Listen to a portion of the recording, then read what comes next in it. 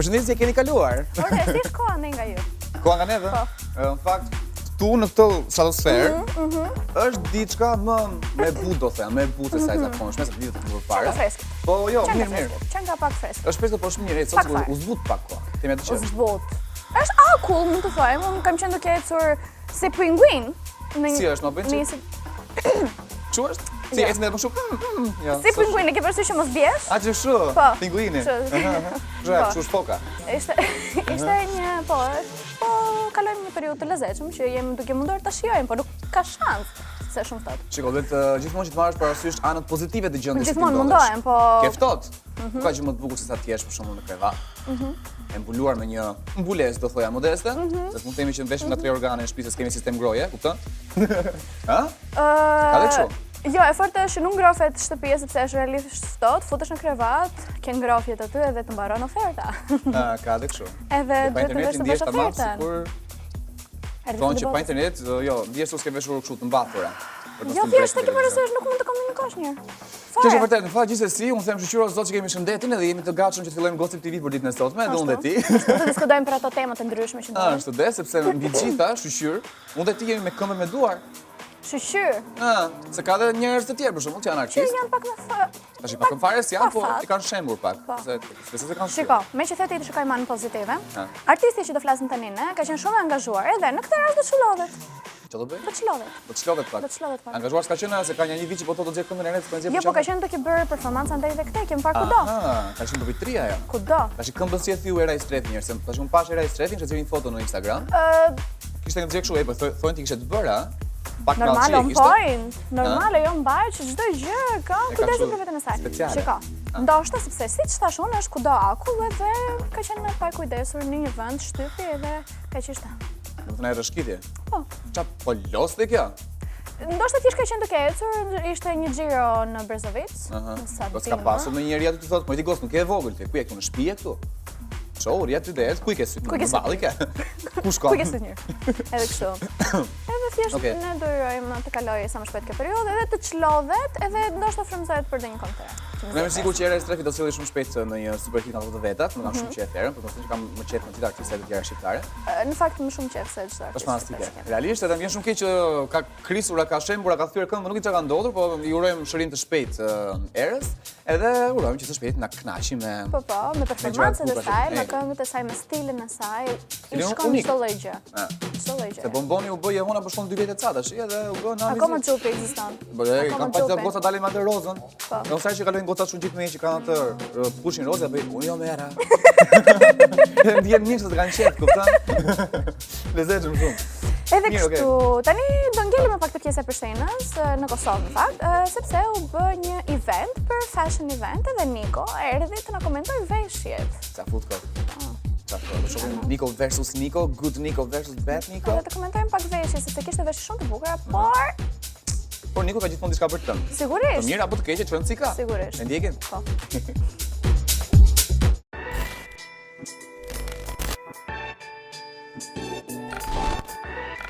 Përshëndetje, kjo është puntata jonë e radhës, puntata e 15 dhe këtë javë kemi diçka ekskluzive.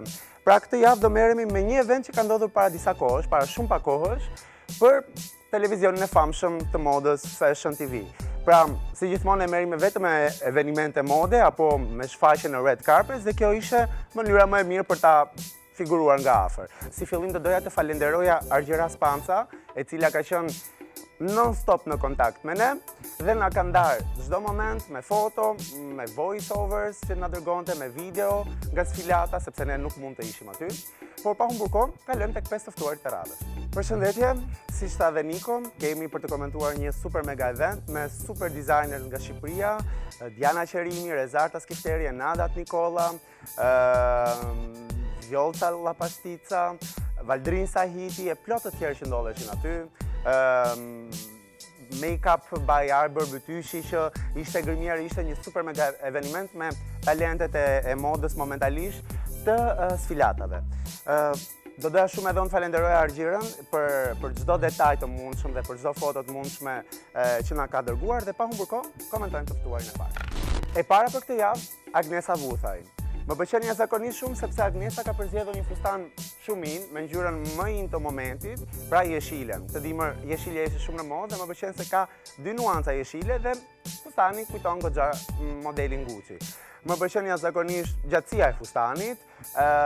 Nuk do doja të harroja të kujtoja që Agnesa në foton specifike është me këpucët dhe çantën nga koleksioni i saj Agnesa Vuthaj. Më pëlqen dhe beauty look, mua Agnesa gjithmonë ka pëlqyer për përzgjedhjet e saj dhe për stilin e saj chic. Normalisht dhe mua Agnesa më pëlqen shumë, e gjej perfekte përzgjedhjen tonë parë për të komentuar.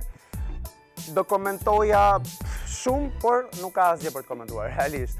I vetmi detaj që mund të komentoja është që nuk më pëlqen gjatësia e fustanit, sepse më kujton një fustan, një model pak më graror, pak mbase jo kaq fresh sa për Agnesën. Pastaj të doja të vlerësoja madje që fustani përveç se ka dy nuanca jeshile të ngjyrës jeshile, ka dhe detaje në copë mëndafshi që është ndryshe nga materiali në totali i fustanit. Nuk po gjej asgjë të keqe.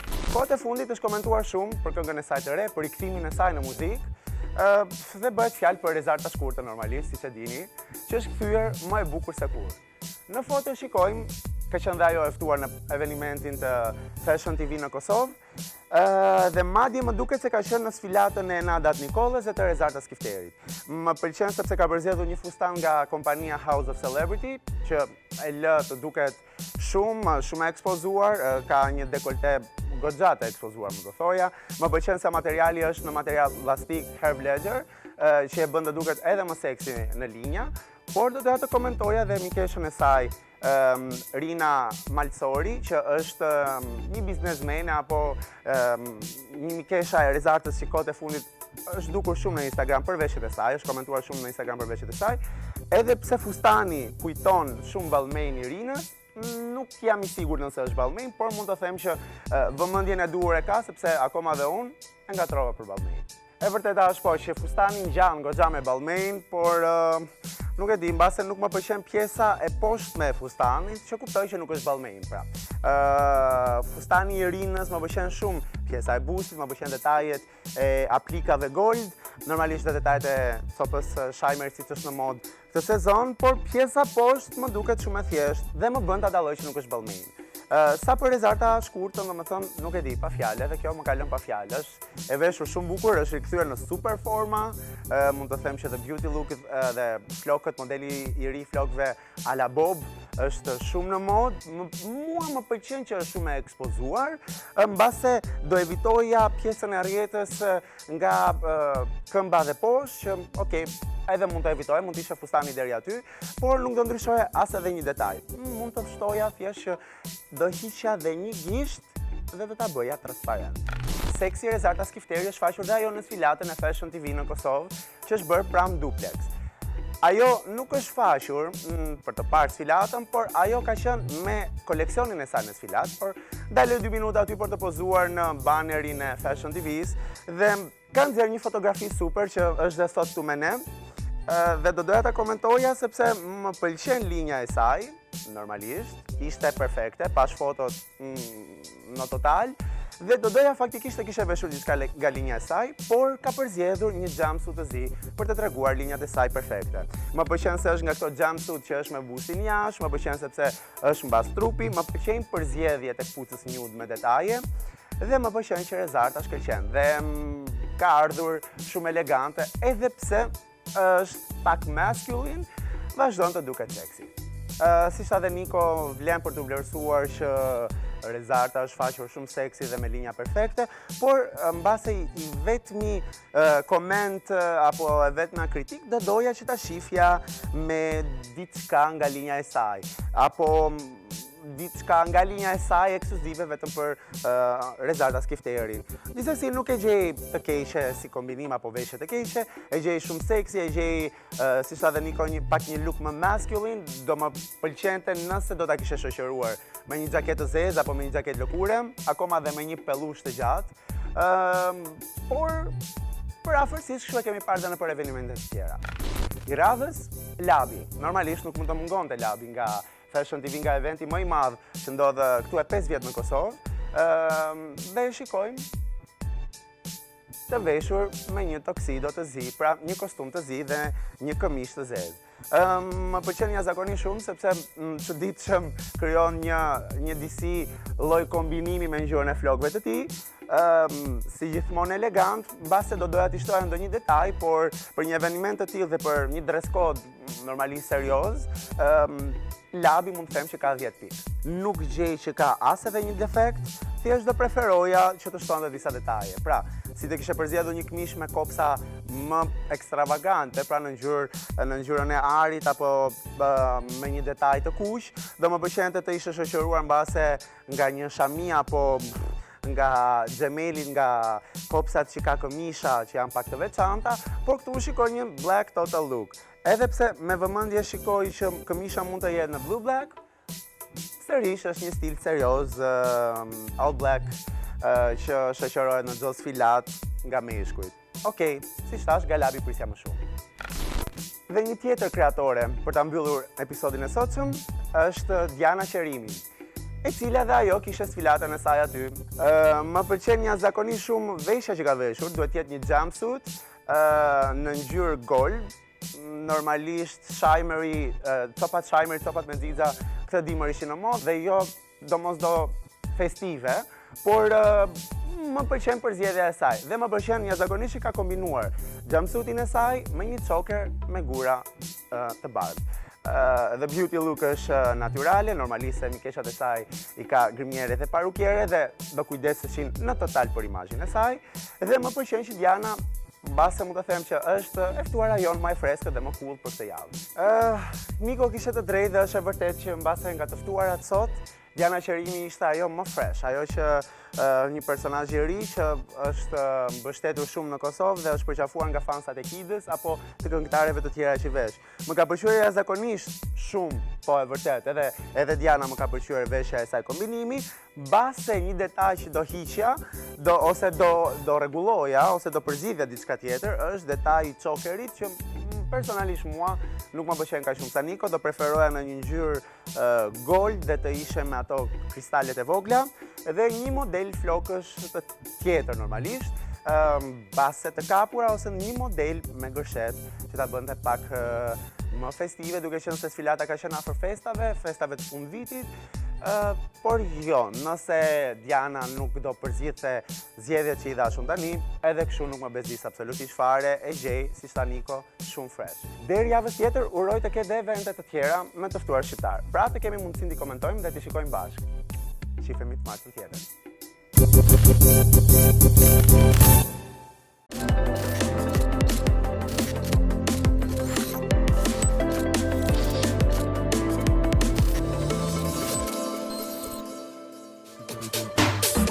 Mirë, nuk e di, Sara, ti keni dëshirë që të bësh në një hund, në një buzë, në një mollë, në një, ku diun, ti s'ke nevojë se ke të bukur apo? Shiko. Po, një dëshirë kam pas, që në moshën 15 vjeç është mosha që fillon e fokusohesh, fiksohesh më shumë me tiparet e tua. Jam duke munduar të pranoj veten time siç jam. Ka që problem jot më i madh? Për hundën. Okej. Po ti ke shumë të bukur hundën. Unë e konceptoj si diçka shumë e madhe në fytyrën time, përveç hundës, do thoj njerëzit shifren ndonjë gjë tjetër, po. Më vjen mirë që ti ke diçka që s'të pëlqen aq, do të thënë që je njëri normal, se ka dhe njerëz thonë që unë jam shumë i bukur, s'kam vetëm drejtë. Edhe unë për shembull hundën në çik, vetëm ta kisha kapi çik, po s'besoj se do të bëj, se kam çik frik, por doktor Skerdi Faria, që është anestezist shumë i njohur, doktori më popullor në Shqipëri për momentin, i klinikës Kate, që po bën namin gjithandej, ka një këshill për gjithë personat si ty, si unë, apo ata që bëjnë shumë operacione plastike. Jam kënaqur pafund me doktor Skerdin, kështu që ne kemi intervju dhe e kthehemi pas pak. There's no need to fight.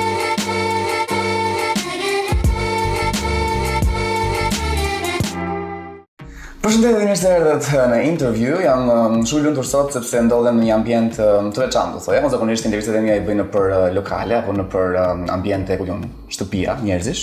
Sot jam në një klinikë shumë të njohur në Tiranë, është klinika Kate, që mua më akomodoi tek një zyrë, në fakt është zyra e atij tipit që e njohin gjithë. Kam dëgjuar një personazh shumë të këndshëm, realisht shumë të këndshëm. Është jo vetëm i njohur sepse është anestezist shumë i mirë, por një vetë se njerëzit e duan pafundësisht për faktin se është doktori më popullor në Shqipëri që i bën gocat më të bukura, edhe çunat të fundit. Kështu që janë shumë lumtur që jam me doktor Skerdin sot. Mirë se më erdhe. Mirë se gjeta. Po ka bukur të keti. Po e kemi bërë të bukur, për këtë punë jemi ne me të bukur. Para që e kishit bërë vetëm këto detajet e të merremi vesh, nuk e kam lyer unë, me thënë të drejtë me forcë dhe nuk kam shtruar në parketin, por të paktën e kam zgjedhur në parketin, kam zgjedhur ngjyrat, kam zgjedhur arredimin, kam bërë dizajnin se si duhet të ndarë, se duhet të ndarë. Domethënë të kesh sy për të bërë arkitekturë të mirë të diçkaje, normalisht ke sy të bësh fytyra të bukura njerëzish. E zbulova syrin ndoshta, do thënë duke marrë me këtë punë, se çdo gjë bëj me pasion. Dhe nga momenti që fillova ta konceptoja se si do ta bëja dhe ndarjen apo arredimin apo çdo gjë tjetër në klinik, nuk e di, u kryu si një puzzle, njëra pas tjetrës, dhe jam zbavditur, jam kënaqur. Kam çmontuar e rimontuar kuzhinë, se edhe sot isha me ustallarët dhe me arkitektin i cili po më thoshte u ke futur të merren këtyre sepse edhe sot e çmontova një mur. Thash jo, s'më pëlqen këtu, sipas projektit ndrova mendje, ta spostoj 1 metër më tutje. Do kjo me njerëzit, për shembull, nëse vjen ti montoj mundën e tjetër montoj. Po na ka qelluar nga një herë, kuptoni, ai cici që kemi vendosur, do të thënë këtu ke barku, e pastaj na falti çëm përzit e vët. Okej, mirë, po të sjellë si bëhet në puna. Unë e di që Keti është më e famshme klinik në Shqipëri, njerëzit në Shqipëri. Me gjithë botën, më gjithë botën shuelin. Ashtu e lim. Bëjmë qefin vetës të paktën. Jo, realisht është klinik shumë e njohur dhe njerëzit vinë edhe së fundmi besimi u shtuar edhe më tepër, jo vetëm sepse njerëzit që janë VIP-a që ne vi shohim në ekran e kanë rezultate të mira, por sepse juve personalisht nxirrni gjatë gjithë kohës foto, bisedash, screenshot-e të njerëzve që juve komunikoni dhe janë zakonisht të lumtur. Po ç'është kjo manika që madhe që keni që flisni me këtë tak screenshot atje. Çfarë do të thënë, pse bëhet kjo? Po sepse unë jam tip shumë emotiv në jetë dhe pasionant. Dhe kur lexoj emocionet e njerëzve, kur lexoj atë pasionin e tyre në atë ndryshim që kanë pësuar në veten e tyre, në fytyrë, në trupe të tjera, u marr gjithmonë leje them, a mund ta postoj sepse përfshihem edhe unë personalisht. Sot para ditë ka ardhur një vajzë nga Kosova të cilës i hoqëm sot allçin, biles më ngelit pa katër se i thash më prit më të hequn allçin e gipsin nga hunda. Unë u vonova hallakata me ustallarët, ajo e hoqi poshtë, e hoqën kolegët. Dhe erdhi të bënte një foto dhe video me mua. Kisha mbledhje këtu të prem mbledhjen, e futa brenda e thash hajde ta bëj një bashkë pas po sa bukur atje, bën foto video me njëri tjetrin aty dhe do t'i hedh në Instagram. Normal. Ato sepse është diçka e bukur. Pastaj janë të gjithë të rinj. Edhe kjo më duket edhe më vetëri nganjëherë. Rrej veten, a kupton, kujto sikur nuk plake më, por që tash kjo është shumë dëshirë për të bërë komplimenta, për të thënë që ti je shumë i ri dhe je shumë simpatike dhe je shumë në formë. Kjo ishte. E nxori nga halli ti, do të thonë, nxori se ta kërkova unë kështu. Po ç'është kjo? Okej, mirë, do të skendem të thoj pak. Unë e di që shumë famshëm vinë edhe bëjnë operacione plastike apo do të thashë themi do të di sa emra të. Neve për të paguajmë, ja, se unë jam natyrë e tillë, kupton? Po paguhesh ti, po jo, unë mos paguajmë për këtë. Unë paguajmë që të mbaj sekret këto gjëra, kështu që më vjen keq. Dakor, dukoje. Dakor. Çfarë merrni vesh thashë themi lart e poshtë. Ato që kanë dalë bukur kemi bërë ne, ato që s'kan dalë bukur si kena bërë. Mirë, okej, dakor, unë kam bërë për shembull, ka pasur momente që te Instagrami juaj unë shoh, për shembull pashën ditë Samanta Karavella. E kishte postuar juve. Domethënë, jo vetëm unë, po tër bota e di Samanta ka bërë hundën, se bën mu, që përshëndesin, është gotë shumë e mirë. Po në disa është e këndshme shumë, po ka ta raste që në fillim se pranonte për shembull, ose jo s'kan bërë gjë, nga fundi morave që ka pranuar, por pash që foton e Samantës si e hoqet pastaj çfarë ndodhi. E hoqe sepse nuk desha të lexoja ca komente idiote që kishte aty, sepse njerëzit her pas here edhe egzagjerojnë, paragjykojnë apo gjykojnë gabimisht. Edhe më erdhi keq, kur nxjerr fotot e mia le të shkruajnë çfarë të duan. Unë nuk e kam problemin e marr edhe me sportivitet, bile su kthej edhe përgjigje nganjëherë duke u tallur. Saqë ose më shkruajnë edhe mesazhe kështu fyese, por më kapi qeshur, apo po them, po me mua çka, apo po them. Edhe kështu kurse kur lexoj komente jo të këndshme nga persona të cilët as më njohin, por njerëz ndaj të cilëve kam respekt të madh, siç është Samanta apo të vajzat e tjerë që kemi operuar. Si për shembull? Atë ndjem Si për shembull ai vajza nga Kosova që dole thonë që ti se pedën, por që nuk është VIP, apo. Mira do.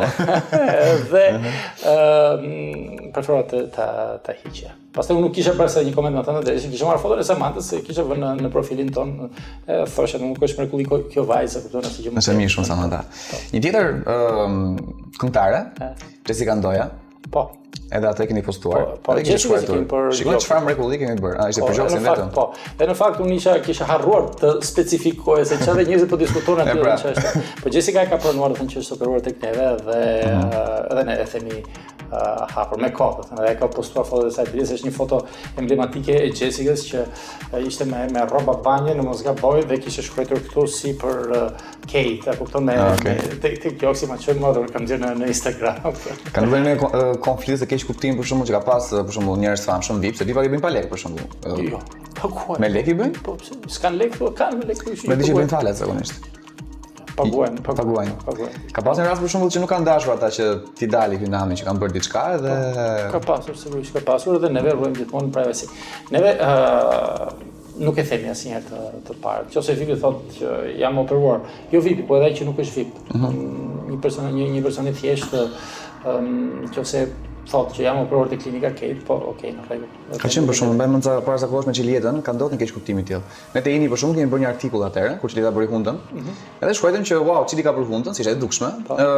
Duket këndshëm, juve si mendoni, duket më bukur me hundën e vjetër apo hundën e re? Se edhe ato përpara të mirë ka pas Qilieta, po thjesht të zvogël çikun shumë. E dinim që kishte bërë te Kate. Dhe pati reagim nga Juve atëherë. Një kishte bërë një koment tek Facebooku Qilietës diçka e tillë, nuk e bëjmë tamam. Po, s'u se bëjmë më Ka pasur reagim, edhe tham wow, doktor Skerdi ka shkruajtë te Qilieta që sa bukur. Pas kemi punuar bukur diçka e tillë. Qili ka pranuar me kodën që është operuar tek ne biles në një emision tek Albano Dushim ka thënë doktorin personal ta doktor Skerdi, po është bërë Qili. I kanë shumë i keq, kështu që nuk është problem. Ka ajo vetë problem të pranoj gjërat që bën. Në mojë telefon, po të mojë telefon të ndëve të injen. Që është artikull ta hiqeni ta, ç'është kjo ta hunta s'kam për hundun ta. Pastaj e pranoj. Këtë nuk e di atë. E lezetshme shumë. Ne po zvogëlimin e gjoksit ku e bëri Qilieta apo jo? Jo, e ka bërë në Europë. E ka bërë në Europë se apo? Po, e ka bërë në Europë. Ne s'kishim mundësi këtu atëherë atë që të bëjmë. Mirë do s'kedin. Më thuaj pak tek klinika juaj. Vinë më tepër meshkuj apo femra?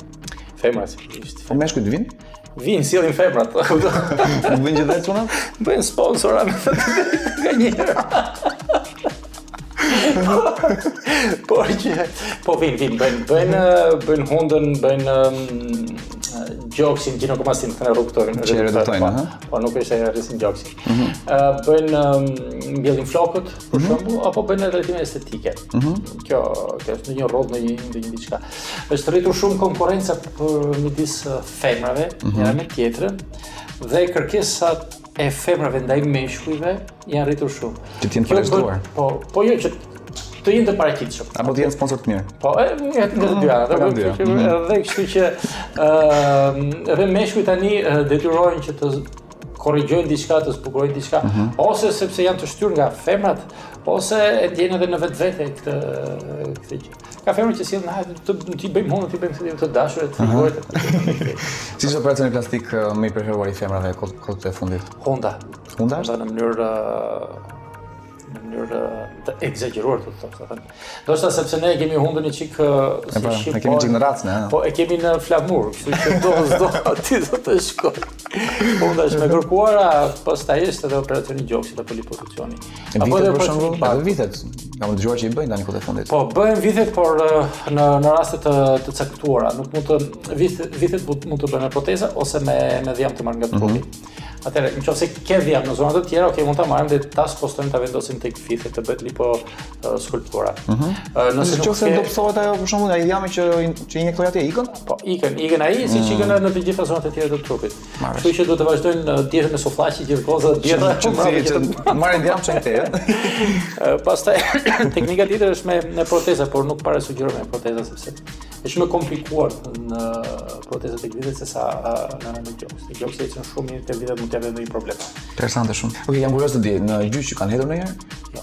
Asnjëherë. Për fat të mirë, të kemi punuar, ne kemi bërë me mira operacione, kemi patur një rast të vetëm që nuk ishte as faja ynë, me thënë të drejtë, ishte çështje e cikatrizimit të organizmit, e cila nuk i pëlqeu rezultatet tjera. Po ishin gjëra që ja kishim thënë dhe u them gjithmonë pacientëve që në fillim, sepse rreziku për të patur ndonjë cikatrice jo të këndshme është gjithmonë. Cikatrica janë shenja. Varet nga mënyra se si reagon organizmi rreth të parë, jo se si qep kirurgu, ne qepim në mënyrë shumë delikate, jo vetëm ne, por gjithë kirurgët plastik. Kështu që ndodh ndonjëherë. Okej. Operacioni më i vështirë që keni asistuar ndonjëherë? Mbanon një rast që tjetë realisht që ke thënë wow, ja dola, po ishte kaq e vështirë. Në karrierën time si anestezist apo në kirurgjin plastike? Kirurgjin plastike.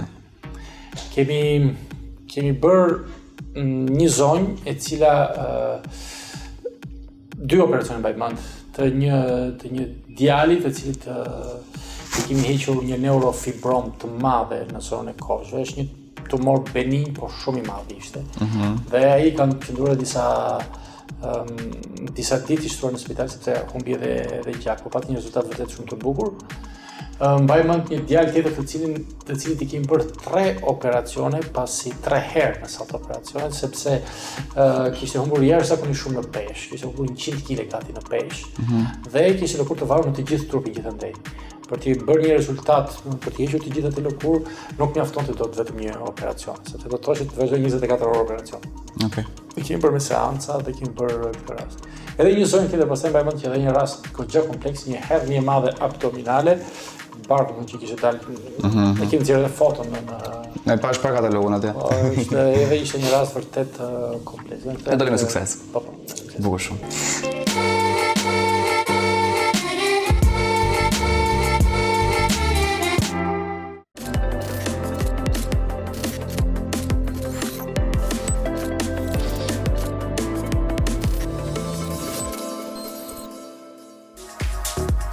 Urdra. Edhe kështu. Si të duk si eksperiencë?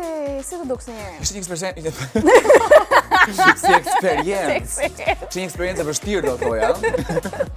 Ishte shumë e vështirë për mua që realisht kisha përballë një person në Zvishllaka. Jo, ishte qef, shumë qef që të shkoja tek Katie, sepse doktor Skerin e kisha parë në Instagram më parë. Po, edhe është përfolur goxha. Është përfolur goxha për faktin që bën shumë kardiozliqe, domethënë ka sens humori shumë të. Është ka një sens humori dhe nuk guxon në fakt. Kardiozliqe në sensi pozitiv të fjalës, është shumë i këndshëm. Edhe e shikoja tash, okay, ky është fani, domethënë do të s'vend ta kem në emision, kështu që e mora, edhe rezultoi edhe më fani nga që kisha pritur, sepse siç e pe edhe vetë, domethënë pasagjerisht përqeshur, tipit se kishte problem të përgjigje. Nuk e kishte fare problem, Do shkosh te Katie? Do mundoj mos shkoj. Ose diet vjen jeta, në një rrugë këtu tek këtu kështu ose tek i balli ku edhe mund ta bëj. Jam duke munduar mos shkoj. Edhe tek unë duhet përpara te. Si, okay, mirë. Edhe pas Katie, se pas pak do shohim pjesën e dytë, po Dje, kështu, kam qenë duke bërë një gjërë në YouTube-un, se kam kështu, në zakon, po thajse. Edhe pashe që ka dalë një këngëre, nga një artist shumë të mirë që kemi në këtu. Stresi. Qa këtua? Kështu. Ka që për të. Okej, mbyllim për sot TV, ishte gjithë shka që ne përgatitur. Okej, mirë, jo. Stresi është përfolur goxha. Edhe, nëse nuk gaboj, është ere parë që nxjerr një këngë, e cila është një këngë që është ndryshe nga këngën që kanë nxjerrë deri tani, se edhe klipi që është shoqëruar, edhe është një këngë që të prek. Në shkuptim të prek. Sepse është duke folur për eksperiencat e vet, për jetën e vet, për gjëra eksperienca negative që ka kaluar. Jo, emocionalisht. Emocionalisht. Po, besoj që nuk jam e vet, ne edhe më pëlqeu. Bravo.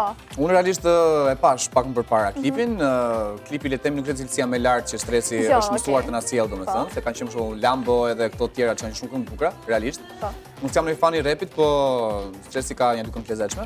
Kjo e fundit ishte kam përshtypur një lloj autobiografie që kishte bërë stresi, sigurisht i treguar botës që I don't care, unë se vras më në fare, domethënë, edhe realisht nuk i plas fare, sepse del lart e poshtë dhe thotë që shiko, unë kam bërë këtë gjë, po ju s'm kapni dot, ose fusin burg edhe ikin nga Chris Brown dhe prapë se kapin dot. Edhe shumë kjo është një fakt shumë i lezetshëm kjo, domethënë që realisht tash policinë e shtetit për një jetë të tërë, domethënë realisht mos të bëjnë dot asgjë. Kjo është fantastike dhe bravo i qoftë. Po, edhe ka mundësi dhe nxjerrë një klip tallet me atë, edhe vazhdojnë njerëzve që nuk e kapin dot. Po pra. Shumë e bukur sepse supozoj që muzika është për të folur, për të treguar eksperiencat e artistit, edhe shoqëror që përveç femrave edhe drogës, edhe makinave, edhe armëve, shikojmë diçka më ndryshe, okay, kualiteti siç the ti nuk ishte më i lartë, po ishte diçka shumë e bukur. Edhe bravo. Sa kohë që del për shembull nëse Flori dhe Elvana bëjnë këngë me iPhone, se mos ta bëj stresi një këngë që ka marrë këto nga ato janë kronika lajmesh. Po, edhe ka bashkuar.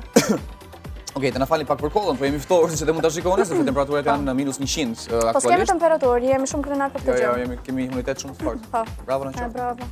Po ha. Edhe kështu stresi, domethënë muhabeti stresit ishte këndshëm realisht, do të pash çik titullin dhe ishte mos dorëzon. Tani normalisht në formë të shkruari të saktë, të qartë, do të ishte mos u dorëzo, ëh? Shqipja. Ai ishte mos u dorëzo, ishte pa. Tash ose është një slang, se mund të jetë slang ajo, ëh? Shika, kush jam mund të kritikoj njerëz shqipen që mezi e kam mësuar edhe njerëz do thonë që akoma s'e kam mësuar, po jo realisht e kam mësuar. Është vështirë, është më e vështirë se dini, se sa kujtoni. Gjithsesi, është një mënyrë slang, besoj që o lal. O lale. Lale, kështu. Po. Edhe diçka tjetër që më pëlqeu, ishte diçka spicy që kur e publikoi klipin, ka qenë duke shkruar që janë klikime reale. Janë klikime reale. Janë pak klikimet. Po mirë, sa kanë nxjerrë, se ka. Po i shkojnë këse e kanë qef njerëzit shumë stresin edhe ndjekin realisht. Është kështu, e ka për ndonjë person. E di pse më pëlqen stresi mua? Realisht, sepse është i vetmi raper shqiptar që është gangsta. Domethënë ky realisht bën gjëra që janë domethënë si gangsta, hyn në burg, shtin me armë, pi mall, kupton? Jo mall, ashash, ku diun çfarë pi. Dhe e thot me zë të lartë, edhe nuk ka turp ta thotë gjë, dhe thot po unë promovoj këtë gjë se kështu jam unë. Të tjerë për shembull po ti vësh re, bënte sherrë dhe thonë atë poshtë që e kanë si mënyrë lifestyle për treguar. Jo, nuk jam krenar për këtë që bëra, unë jam një njerëz ndryshe, nuk promovoj armë këto gjëra, kurse stresi më vërtet. Çfarë bën e thot po molla jam gangsta, dhe te kënga thot që jam gangsta, kupton?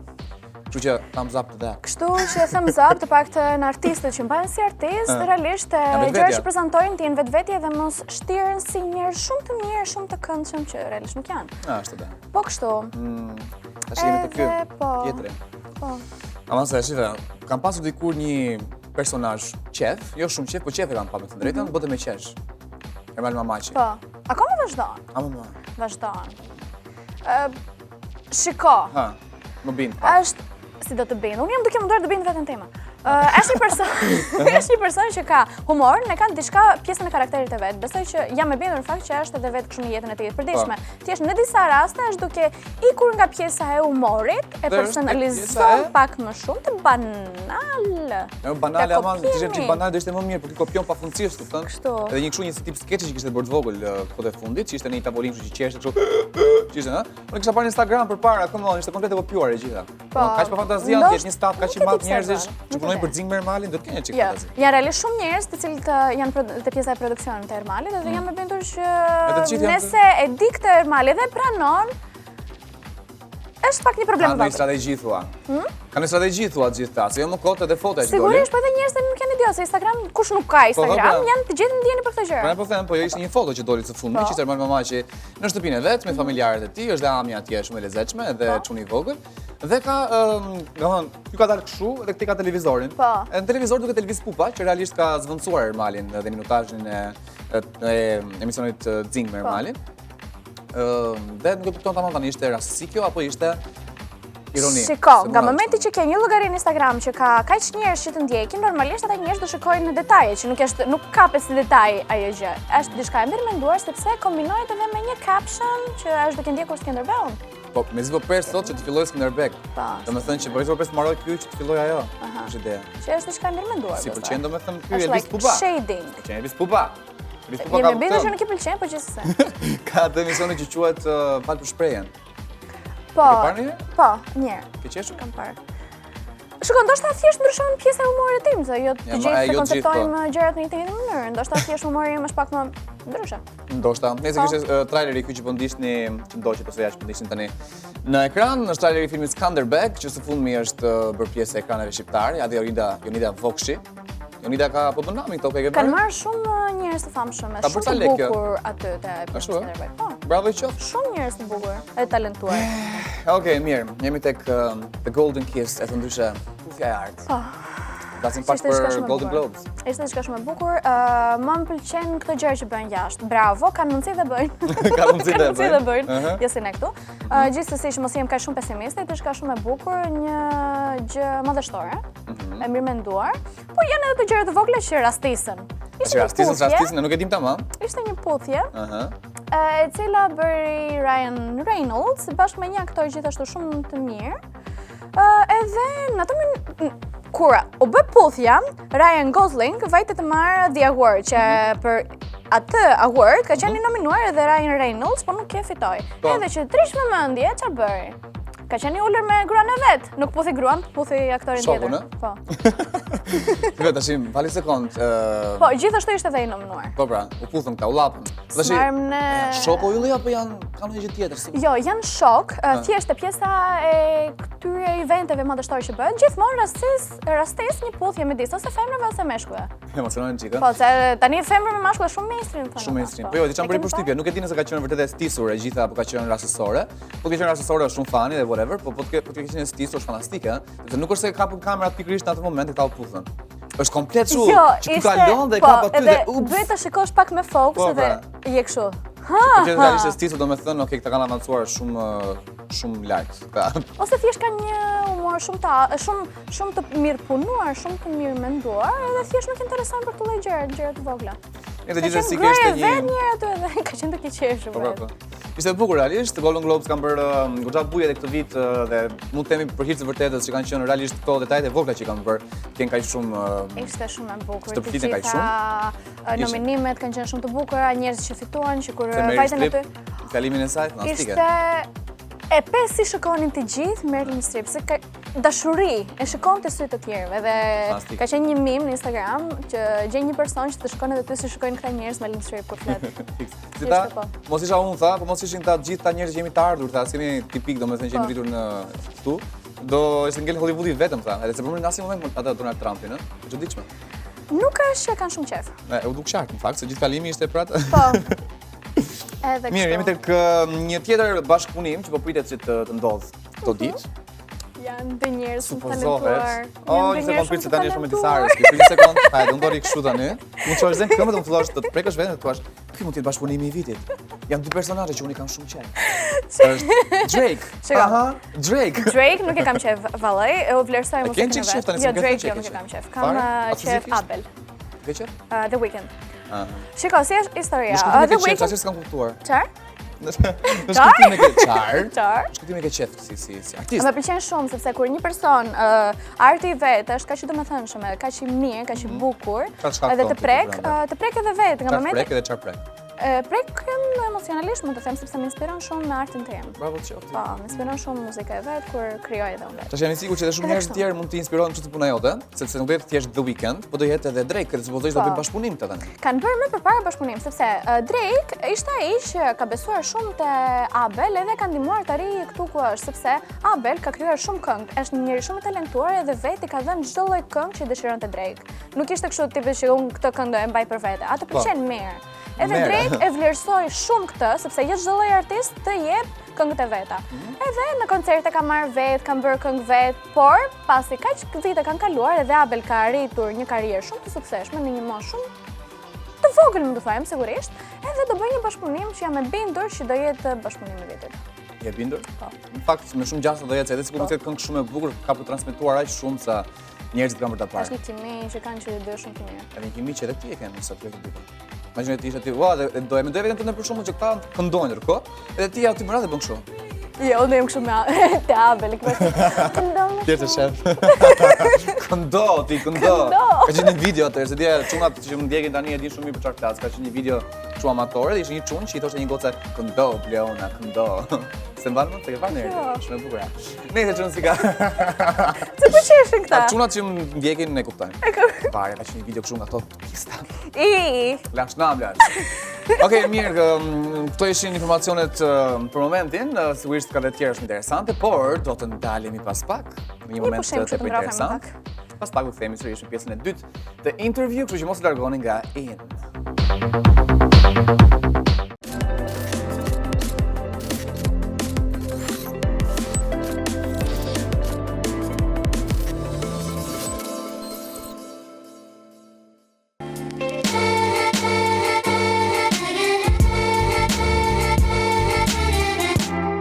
Doktor Skerli, kalojmë tek pyetjet që unë kam qejf tani, se këto ishin pyetje sa më radhë se mirë të njerëzit që e bën mirë punën tonë. Kalojmë te gjërat që unë kam qejf më. Si fillim tani, Si fillim thoj pak kush është goca më e bukur shqiptare që ti mendon personalisht që është më e bukur? Një nga gocat e mia të recepcionit. A ku tha Bruna atje? Shikoj radhën tani të meshkujve këtu poshtë, tani pas kësaj përgjigjes time, thonë po atë. Ka të reklama shkollë, Po sigurisht shtojnë klientët, ta kupton. Normal.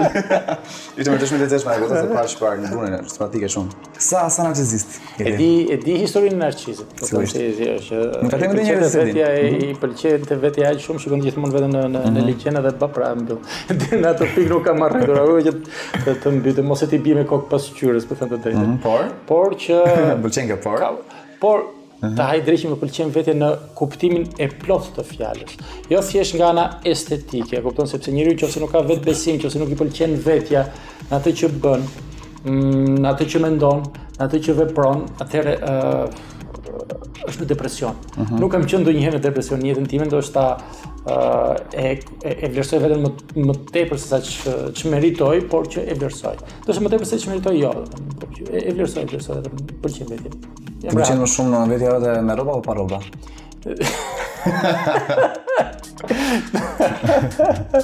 Po në të dy aspektet, me thënë të drejtë më tepër me rroba se pa rroba, kupton se me rroba arrin të mbulosh në një defekt, në një që nuk shkon. Çfarë person plastik do bëni te vetja juaj?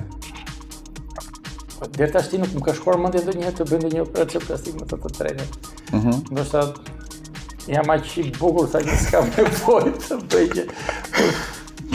Nuk e di, ndoshta operacion plastik jo, sepse karakteri tashmë është formuar dhe e kam pranuar veten time kështu siç jam. Shumë të bukur, më thaj pak shumë të bukur. Shumë lere më zë pyet më, si pjeshk edhe nuk besoj se do të bëjmë ndonjë operacion plastik. Por trajtime estetike për të ruajtur, si të thuash, lëkurën apo për të ruajtur aspektin rinor të saj do të bëjmë. Ndoshta në kalimin e viteve me siguri do të bëjmë. Bukur shumë. Po më tek ta bëj këtu e kam më kushti gjë. Mirë, votoskeli sa natyrë haleni juve. Në shkurtim si natyrë. Për shumë unë... Po më shumë kërera të zyrat e votoskerdit, pash një... Si më ta quajmë të? Si më ta quajmë të? Portretet, jo, kjo është pikturësha? Po. Është pikturë shumë e bukur, Steve Jobsit, dhe është një shprehje që ai ka thënë, dhe është stay hungry, stay foolish, që është ironike dhe shumë e bukur. Mua kjo foolish më gjau si fetish në fillim, thoshë jam në vendin e duhur sot, që ka fikë deri te. Unë nuk jam i tillë, unë jam tradicional me thënë të drejtën, kështu që nuk me shejtan liqe deri më sot nuk kam provuar. Shejtan liqe? Po, ata për kthejnë, do të thënë fetish, po e quajmë shejtan liqe. E qartë, mirë. Në klinikë keni bërë herë? Nga mjesi deri në darkë, atë punë kam. Ja. Okej, ka pasur një paciente që ka tërhequr shumë.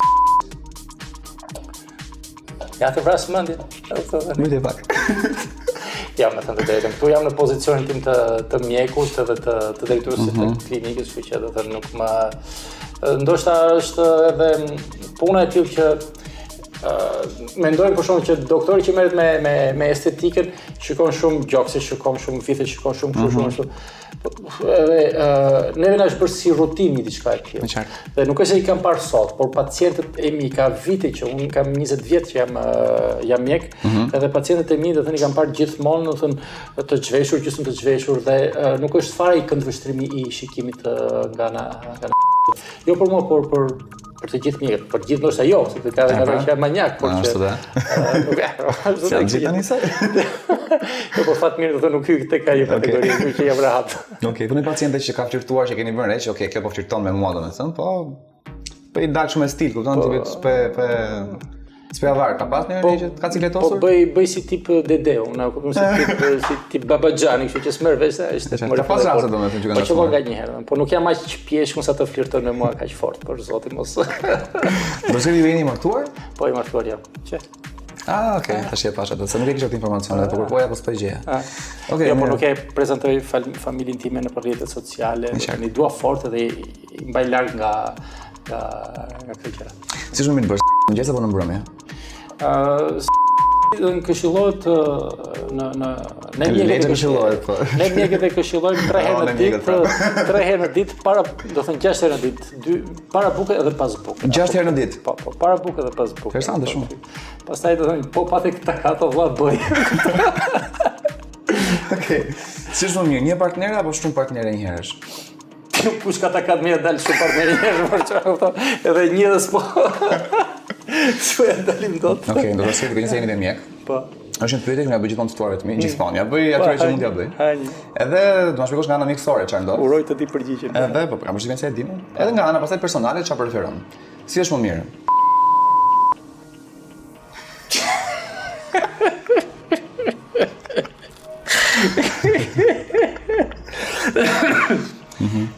Do të pyesim doktor Adhamudhin për këtë punë, do të thënë se ti përgjigje më të sakta. Por që të mos i ngjelet hatri asnjërit as tjetrit, them të dyava. Hajde. Do të thonë që është i dëmshëm për femrën. Është vërtet kjo? A nuk e di më të vërtet. Jo. Apo do të pyesësh femrën. Unë sipas mjekësisë më. Sipas mjekësisë. Tani varet nga dimensionet e mashkullit atë, sepse për gjë tjetër nuk besoj se ka ndonjë dëm. Është më i rrezikshëm se për sa i përket transmetimit të sëmundjeve përfshirë edhe AIDS-in, sepse është më i dhunshëm si raport dhe fërkimi i mukozave. Njëra me tjetrën është më i fortë dhe rreziku për të transmetuar sëmundje seksualisht të transmetueshme është më i madh. Kjo. Okej. Do të thotë si është më mirë të kesh partnere tek të 20-tat, të 30-tat, të 40-tat? Kush e ngutet që realisht i dorëheqin më shumë?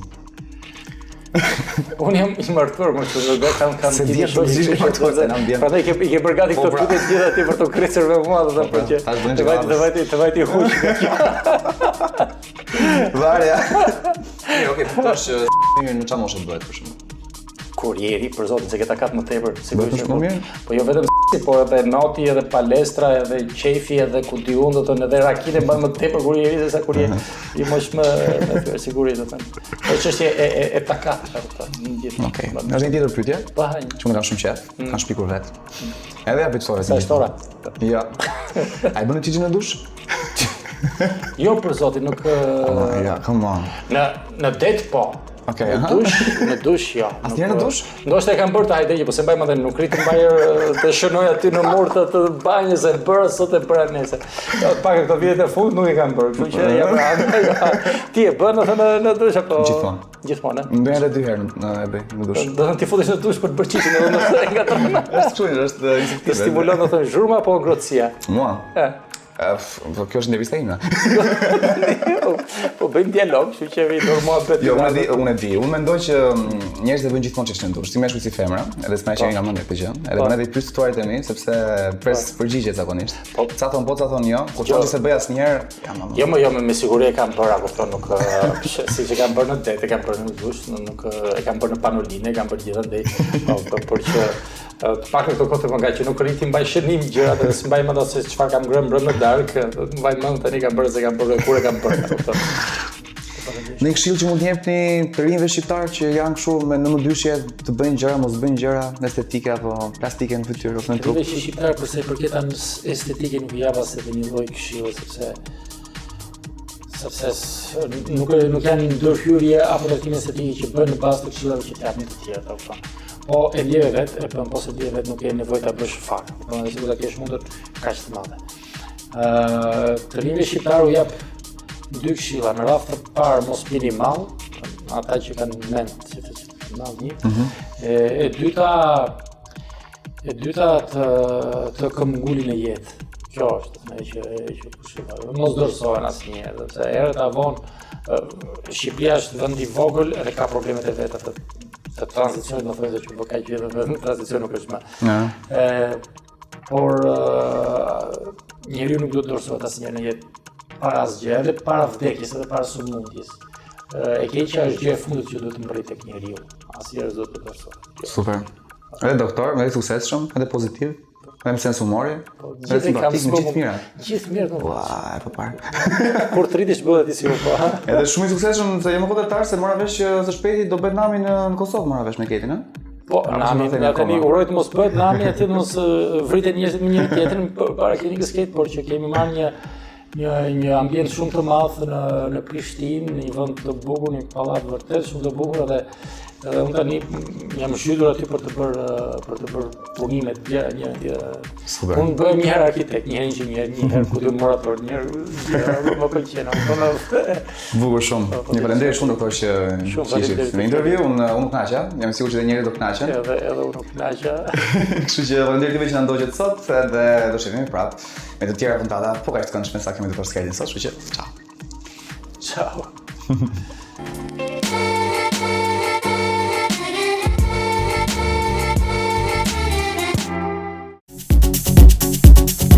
Ka shumë televizja, a më pash?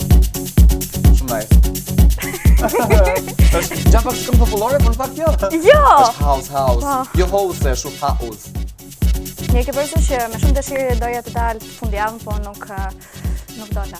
Edhe nuk dola. Që do ku do shkosh, më qafsh? Do shkoja në after, sepse më shijan kjo lloj muzike. Ka after në Tiranë? Ka after në Tiranë. Ku të shpjell ta? Tani keni dalë edhe bashkë në mos bëj kështu. After, ku ka after në Tiranë? Realisht. After? Po. Të shpjell. Nuk do them emrin. Të shpjell ta? Nuk do them emrin ta reklamoj. Edhe se them asun se vin që të shpjell ta pastaj. Nëse okay, mirë, ka fundi emisionit për ditën e sotme, ne vendoqëm intervju që thua ti. Po. Unë e thash 500 herë, po të them prapë se në fund fare s'kam se ta mohoj, ë? E po ha. Po kënaqem me doktor Skerdin, e përshëndes shumë fort edhe uroj që takojmë më shpesh sepse unë dua realisht shumë që jo vetëm në emisionin tim, po edhe në jetë të hapur me persona pra që kanë edhe shumë energji pozitive për të ofruar, edhe na bëri me qesh. Kjo është pak besim. Po, sepse guxoj edhe përgjigje direkt, nuk është që rrin të mirë mendonte. Ishte shumë ide për det. Bravo. Bravo qoftë doktor Skerd, bravo qoftë mua për intervjuin, bravo qoftë ty për sot. Ishte bërë vetëm shumë e bukur, edhe duhet të falenderojmë Nikon që na ka veshur kaq seksi sot. Sigurisht. Sepse gjithmonë na vesh seksi, po sot na ka vesh më bukur, se më pëlqeu shumë vete për ne. Sot jam, si e tham, Catherine Zeta-Jones. Catherine Zeta-Jones, unë jam si Zorro, po jam deri diku si bad boy, pavarësisht se modeli mi flokëve nuk më lejon, po rëndësika kjo.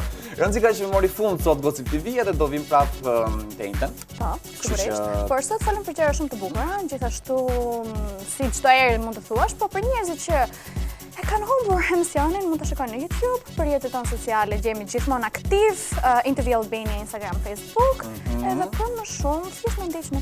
Na ndiqni sepse edhe ritransmetimi i emisionit do të vijë të shtunën, edhe derisa të jemi prapë, ne ju urojmë që të vidheni fort me rroba të trasha, sepse it's cold outside, do të thotë dikush, edhe ju urojmë kujdeseni për veten, edhe ju puthim shumë.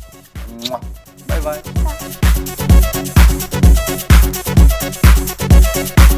Ciao.